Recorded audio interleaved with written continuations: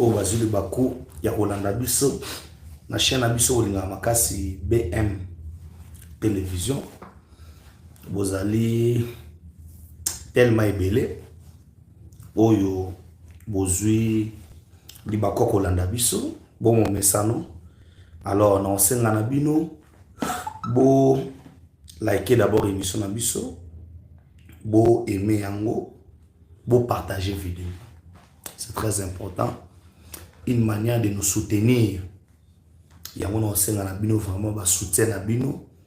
Alors le lenge moko ya ko soutenir biso, c'est en vous abonnant, en likant et puis en partageant nos émissions. Délégation, il y a M23 Oyo Bazana Kabila baoti ko rejeter bango.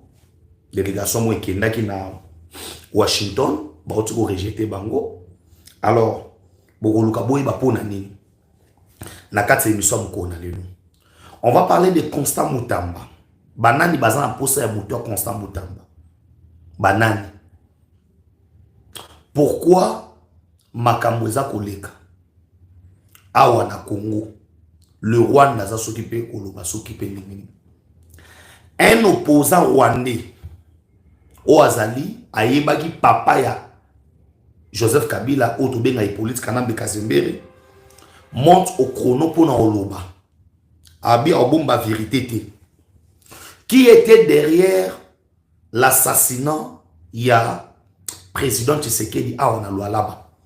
Vous savez que awana Lualaba bakangaki batu na minduki bakangaki mutukutu na lié oyo mokonza mboka fallait inaugurer na de minduki. Tokoluka to yeba ba dessous des cartes. Et par rapport à makambo wana nyosoto, très chers internautes, cette émission est kozala na otobengi téléphone à ofungwama. Mais en attendant, botika ngana lobanam. Ana zo esayo bino basango ya 5. Basango ya 5. Ba rejeter lisusu demande audience na bango. Oyo bakotaki pa mokonza mboka. Mokonza mboka lobi azesu na tanso ana bango te. Po sana bango. To muto tinda bango. Et ça yebani. Boyeba le pourquoi. Délégation Bitu Keita. Ezaki bongo na niveau ya Goma. Bake ko solola nini? Bande kubo kote belé pour makambo linge banda. Awana zo sabino na bandi d'abord émission. Bande konangai et komeli M23 ndongo. Botikela ba commentaire na bino bo like bo partager. Et komeli bango bololo. Parce que au moment où je suis en train de vous parler, délégation na bango qui n'est aux États-Unis, administration américaine boit ici bango. Aujourd'hui, vous allez comprendre que Kabila a accepté que c'est lui le chef de file à M23. Bah non, soit na batumo ya lobin, parce que il faut beaucoup comprendre les politiques n'engizokende. Après Joseph Kabila, Oboyebi, na ba plan na yenyo soto. Il se peut que toi expliquer nous ma n'engizokende. Bazaki très sûr que administration trompe ko yamba bango na esengo. Vous savez que auto bengi na Congo ya Moïse Katumbi azaki déjà na niveau à Washington. Na niveau à Washington, Katumbi akendaki pourquoi? Katumbi akendaki parce que Katumbi a ngasa la lobbying na ba américain pour bazwa mutu ya Fachi. Ça veut dire Katumbi azaki déjà prêt ya ko éliminer mokonza mboka bolanda bien mamona oloba. Ba plan nyonso to wana lelo bo découvrir on a 4 émissions. Ma bena bino ne boza muke en ligne. Kabole langa direct et pas 10 personnes beaucoup te bilé. Alors Katumbi déjà azaki dia na plan mobimba. Oyo ya kende ko négocier na auto bengi ba rwandophone parce que plan na bango et baby pour on a découvert beaucoup de choses. Oyo ezaki ya kobombana mais bayeba kité. Alors le plan de Katumbi c'était quoi? Katumbi est parti négocier avec cabinet bato lobbying na niveau États-Unis d'Amérique pour obtenir auto bengi Moutou et Tshisekedi sur 2 volets. Avant de comment on a rejeté parce que en Oeb Sabino va rejeter auto bengi délégation Oyo ya Kabila et Kendaki parce que leur délégation avait pour objectif il y a quoi empêcher accord et signalé entre le gouvernement congolais et les États-Unis d'Amérique, cet accord qui va ramener la paix. T'as un objectif, hein? Avant de commencer, Kabila a envoyé les gens avec l'objectif, il y a Bakende, va bloquer l'accord de paix qui doit être signé entre la République démocratique du Congo et les États-Unis d'Amérique. Entre guillemets, il parle qu'il est congolais. Kabila, entre guillemets, c'est congolais. Mais ma question est de savoir comment un Congolais peut aller pour bloquer l'accord de paix où est ma Congo na stabilité. Bon, moi, na babi se koti na Goma. Bon, tout na te pour nani. Alors, bakendaki na dévolé. Avant Kabila tinda délégation, c'est Katumbi qui est parti là-bas. Katumbi est parti na dévolé. Premier volet, c'était d'accepter le plan à Brazzaville. Bon, moni Congo Brazzaville a tout le manabino awa bakati accord. Oezaki entre Bango na Rwanda. Boye bateli pourquoi?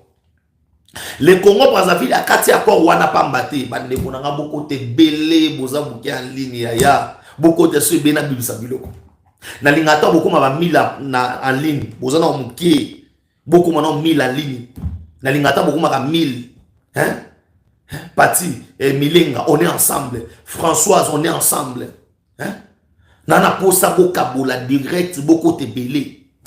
Beaucoup tapé belé, boana mouki en ligne, émission faut battre la belé. Alors, plan à Brazzaville, les Akini.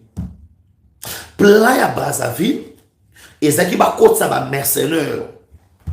Il y a des Français. Ces mercenaires-là, Français. Bazaki, il y a la ville, il y a Kinshasa. En provenance, il y a Gabon. Ah, Nzambe Nangaï, Fachi. Nzamba Lingaï. Baouti Gabon. Baïda na Kinshasa. Alors, ezaki ke ba mercenaire wana ba abattre auto bengi soit avion soit voiture. Il y a président de la République. C'est que bazaki na plan yake avant tokoma le 30 juin.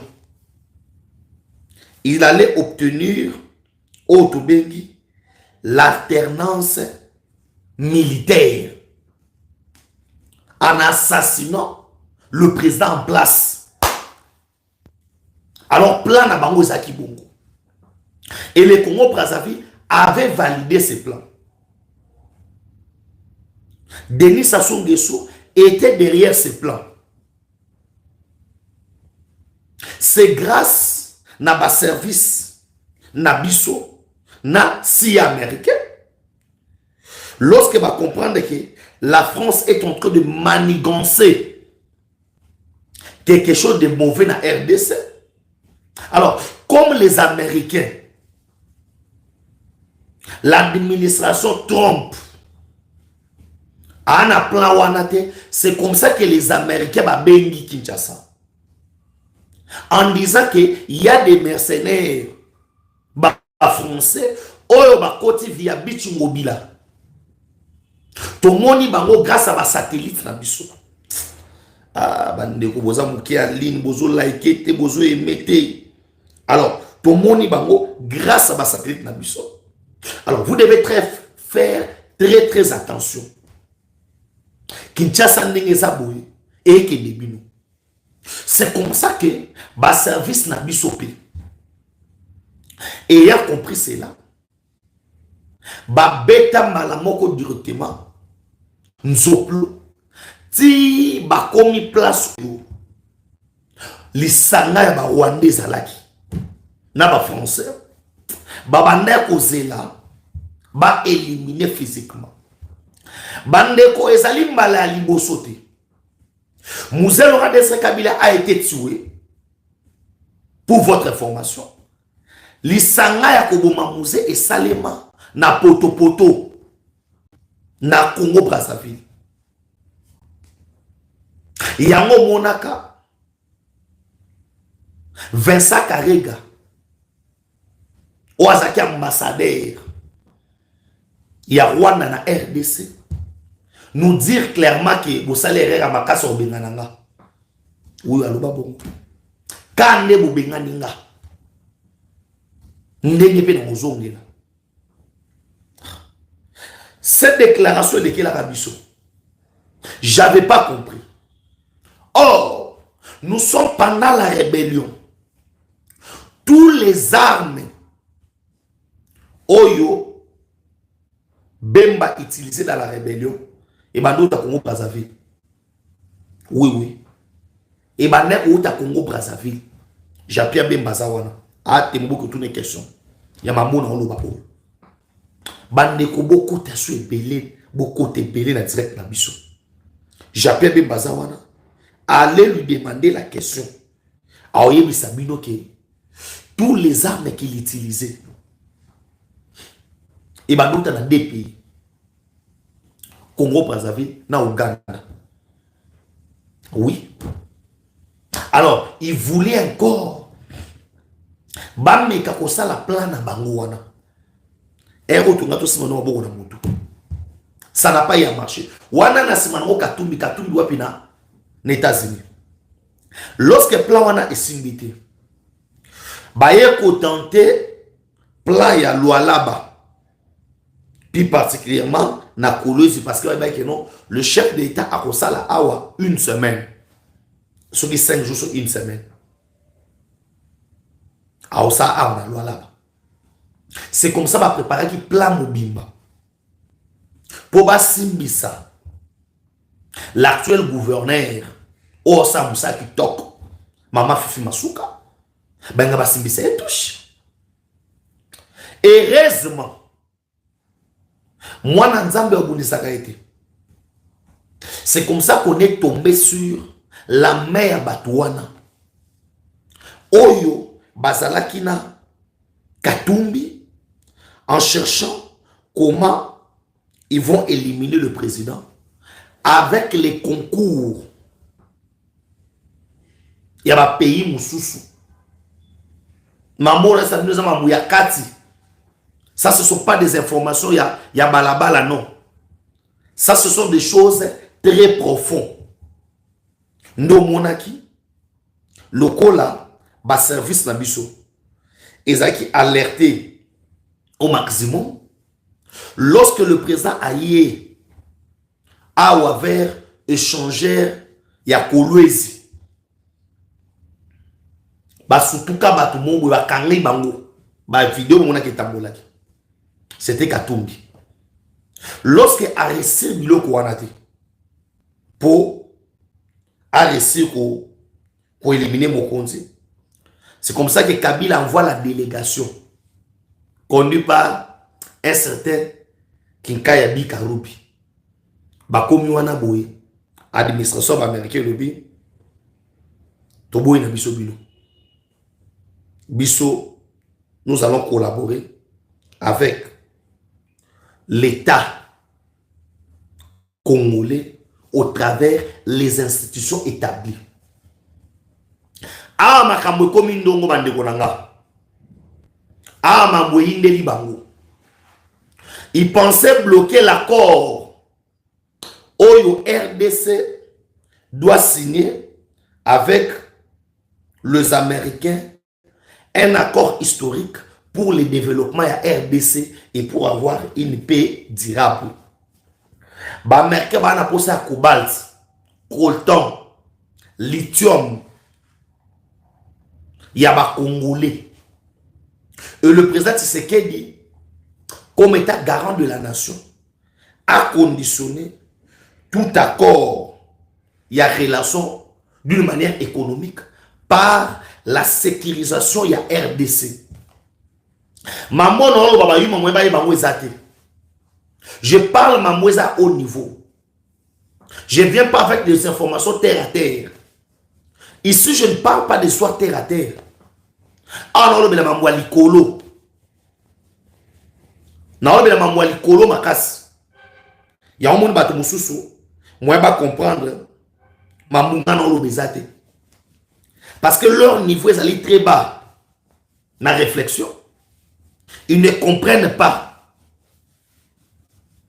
Ah, toi, Sabino Awa. Ba rejeter bango aux États-Unis. Katumbi, qui est parti en premier, pensant que awa délégation ya Kabila Otsokende. Kabila bande wonga na kazana M23. Abaki que M23 a mamounaïté. Mais aujourd'hui, ils viennent envoyer une délégation aux États-Unis avec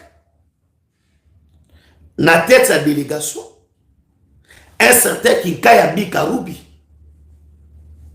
Hein? Bande Koboti qui a un message na bino Bokabola direct. Quand on a bino awa Bokabola yango Bo aimer, bo partager. Baké kuna ba rejeter délégation na bango. Les Américains ont dit non. Ils vont travailler avec le président Tshisekedi. Pour votre information, le président a quitté Kolosi Lelo. Azana Kinshasa parce que Nabutu ya Lelo, il y a 3 envoyés spéciaux. Il y a gouvernement américain, Oyo, Bayena Kinshasa.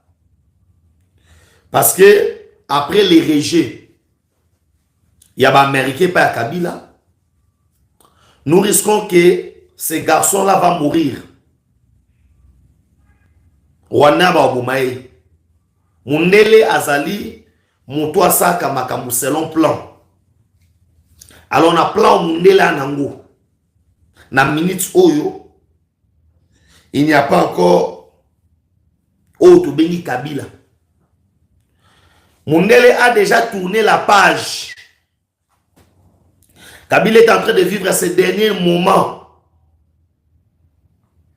Et à vivre ba seconde, na ba minute, na ba jour. Il y a eu Asuka Bomoui. Parce que les Américains ne badinent pas na mamou etali intérêt na bango.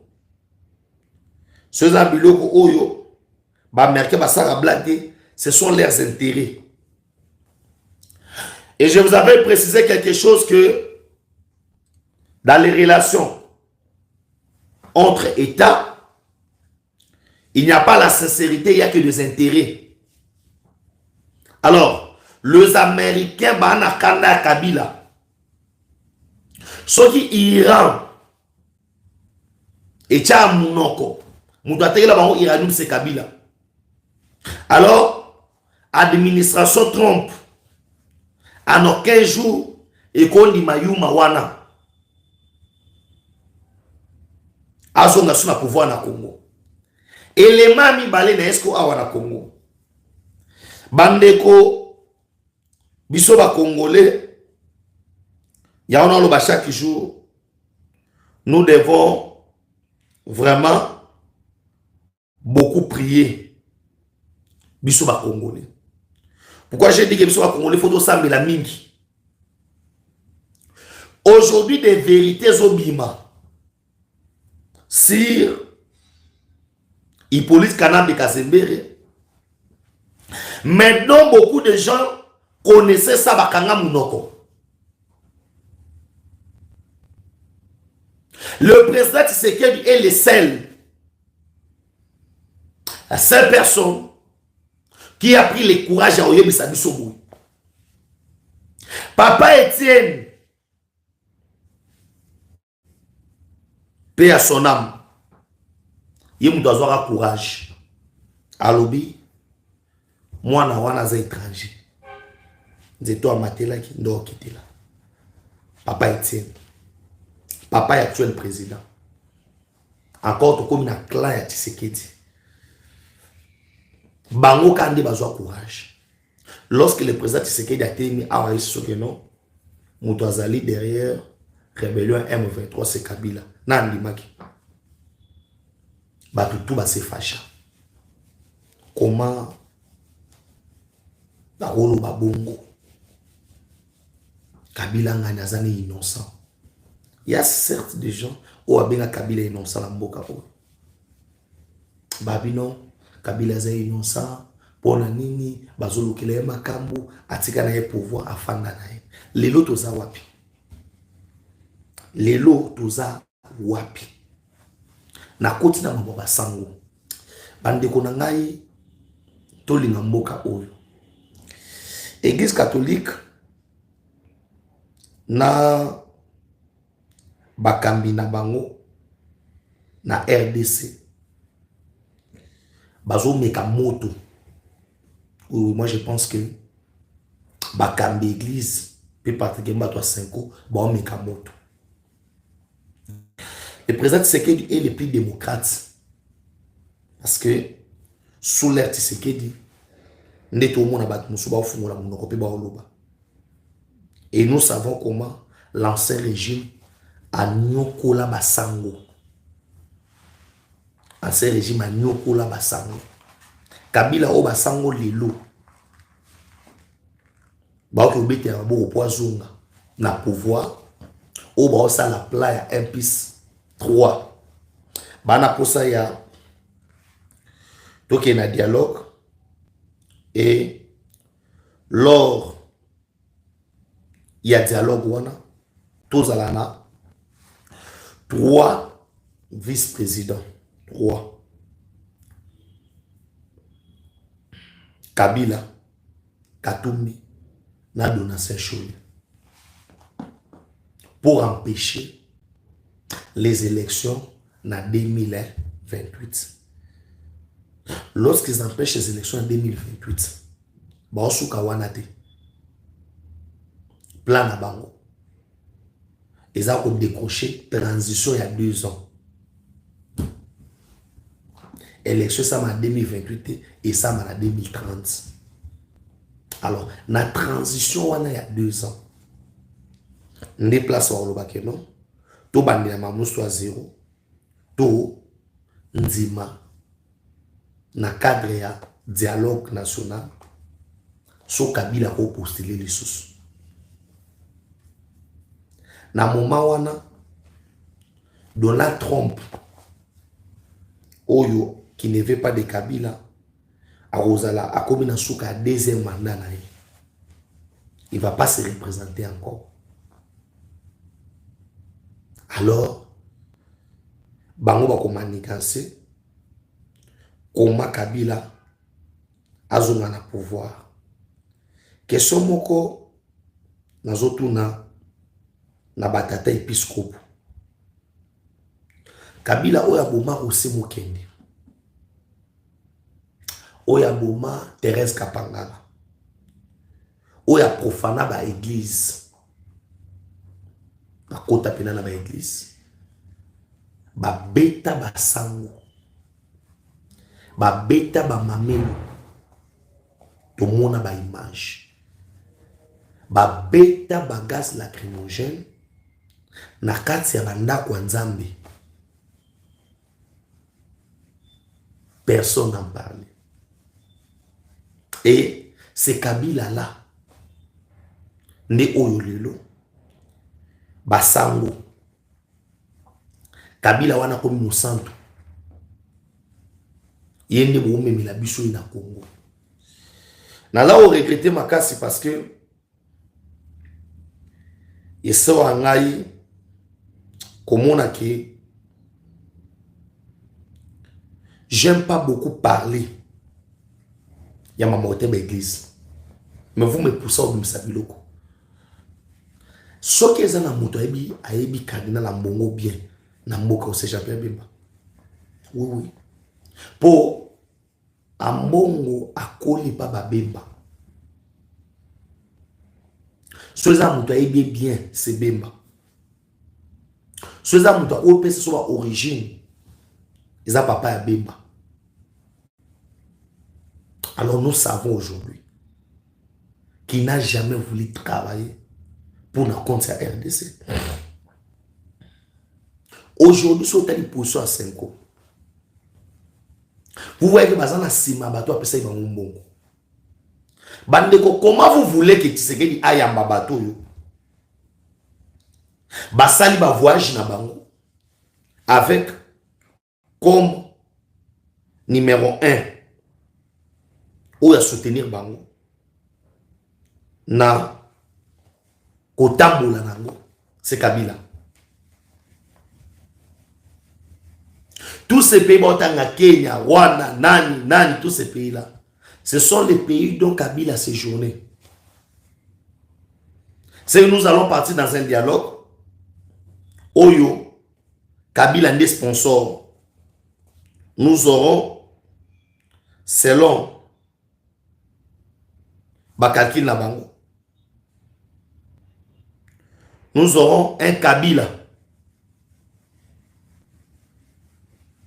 comme étant vice-président, un Katumbi comme étant vice-président, un Donatien Cholet comme étant vice-président, et puis un Katumbi comme étant vice-président. Bon, moi, d'ailleurs, image, Bandeko, le président Tshisekedi a dit non. Aïbisi basango pena lobi. Na omona na ngai eloko yo. Na ofanda na yo kabinote. Bandeko. Toko fanda ko banda leo ti lobi. Rien de bon. Mais jamais lobi ni rien de bon et mana mo bato 5 ans. Et loko moko te malonga et il met pas bato 5 ans. Ça sera toujours du mili-milo. Et ça a ma blague. Parce que ces gens-là n'aiment pas les Congo, n'aiment pas Tshisekedi. Et Makamutu Jean-Pierre Bemba Lobaki, même sur la nationalité, ça a été aujourd'hui confirmé. Il y a aussi un que Bemba c'est le Maba Olukaye, ba éliminé. Pour ba yebi. Que ba vérité mususu oyo Bemba kobimisa personne na batwana ba kolinga ki ba vérité ya bongo et bana ba congolais nazalina kokota botala cet homme ici aza Rwandais. Maintenant, Rwandais naye, il a parlé de quelque chose oyo intéressé na makasi.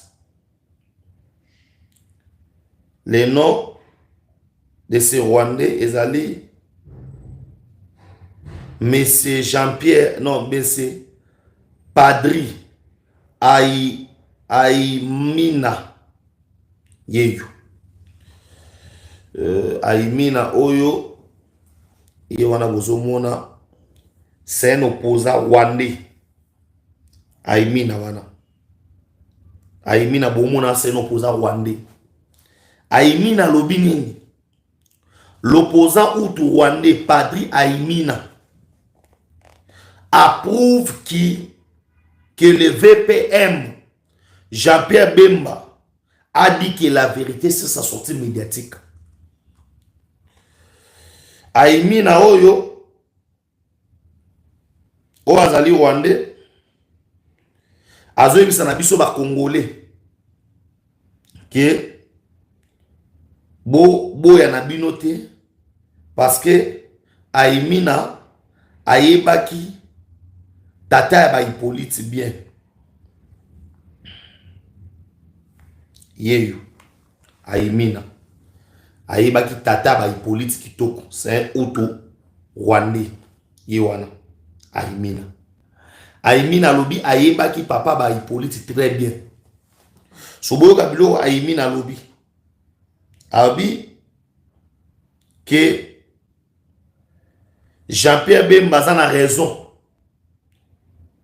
C'est monsieur Hippolyte Kanambe, moi qui vous parle ici. On se connaît très bien avec Hippolyte Kanambe. C'est un tout Rwandais. Et lui-même, Hippolyte Kanambe, dans sa conscience, sait que Bemba n'a pas menti. Alors pourquoi les Congolais, et puis particulièrement les Katangais, Oyo,